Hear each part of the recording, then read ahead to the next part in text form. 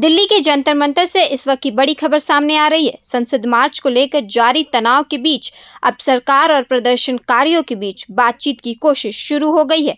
CJP यानी cockroach जनता party के मुख्य प्रवक्ता सौरव दास को दिल्ली पुलिस बातचीत के लिए डिप्टी कमिश्नर के कार्यालय लेकर गई। सौरव दास का कहना है कि सरकार के साथ बातचीत चल रही है और अगर सरकार सकारात्मक कदम उठाती है तो समाधान निकल सकता है। दरअसल सीजेपी पिछले कई हफ्तों से परीक्षा व्यवस्था में सुधार, कथित पेपर लीक मामलों में जवाबदेही तय करने और केंद्रीय शिक्षा मंत्री धर्मेंद्र प्रधान के इस्तीफे की मांग को लेकर आंदोलन कर रही है।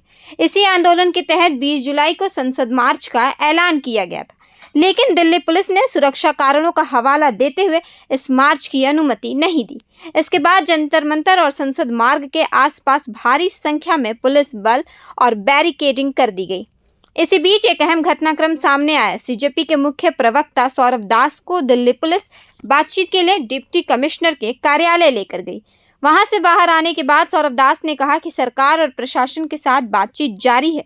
उन्होंने कहा कि सीजेपी शुरू से ही बातचीत के पक्ष में रही है और अब फैसला सरकार को लेना है। उन्होंने कहा, हम बातचीत कर रहे हैं, अब गेंद सरकार के पाले में है। सौरव दास ने यह भी कहा कि उनका आंदोलन पूरी तरह शांतिपूर्ण है और संसद मार्च का मकसद किसी तरह का टकराव नहीं, बल्कि अपनी मांगों को लोकतांत्रिक तरीके से सरकार और संसद तक पहुंचाना है। उनका कहना है कि अगर सरकार बातचीत के जरिए समाधान निकालना चाहती है तो सीजेपी इसके लिए पूरी तरह तैयार है। वहीं दूसरी ओर दिल्ली पुलिस का कहना है कि संसद का मानसून सत्र शुरू हो चुका है। ऐसे में संसद परिसर और आसपास के इलाके में सुरक्षा व्यवस्था बनाए रखना बेहद जरूरी है। पुलिस के मुताबिक जंतर मंतर पर पहले से ही हजारों लोग मौजूद हैं और अगर इतनी बड़ी भीड़ संसद की ओर बढ़ती है तो कानून व्यवस्था प्रभावित हो सकती है। इसी वजह से मार्च की अनुमति नहीं दी गई है। रिपोर्ट्स के मुताबिक जंतर मंतर पर हजारों प्रदर्शनकारी मौजूद है। बड़ी संख्या में दिल्ली पुलिस और अर्धसैनिक बल तैनात किए गए हैं।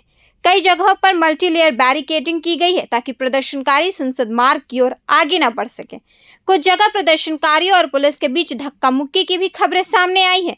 गौरतलब है कि इस आंदोलन को उस समय और गति मिली जब पर्यावरणविद सोनम वांगचुक की तबीयत बिगड़ने के बाद उन्हें अस्पताल में भर्ती कराया गया। इसके बाद बड़ी संख्या में समर्थक जंतर मंतर पहुंचने लगे और संसद मार्च को लेकर माहौल और गर्म हो गया। फिलहाल सीजेपी का कहना है कि उनकी मांगे पूरी होने तक आंदोलन जारी रहेगा, जबकि सरकार की ओर से बातचीत की पहल भी शुरू हो चुकी है। अब सबकी नजर इस बात पर टिकी है कि सरकार और सीजेपी के बीच चल रही बातचीत का क्या नतीजा निकलता है।